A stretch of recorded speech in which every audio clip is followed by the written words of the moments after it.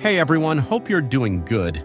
In the previous videos, we learned about the Select Bone and Add Bone tools, and in this session, we're going to learn about the Transform Bone and Manipulate Bone tools. The Transform Bone tool has a lot of options, like the Select Bone tool that we already covered in the previous videos, so there's no need to go over it again. The next option is Position, which moves like this when you change the X-axis and like this when you change the Y-axis. There's another option called Length, which is used to increase the length of bones, but it only works on frame 0. Another option is Scale, which changes the size of the bone.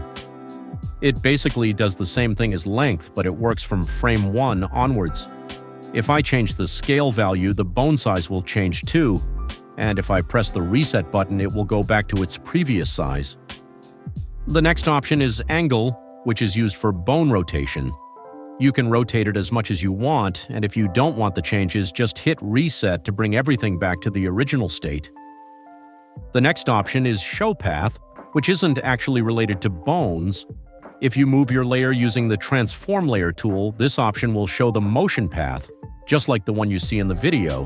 But if you turn Show Path off, you won't see that motion path anymore. It's that simple.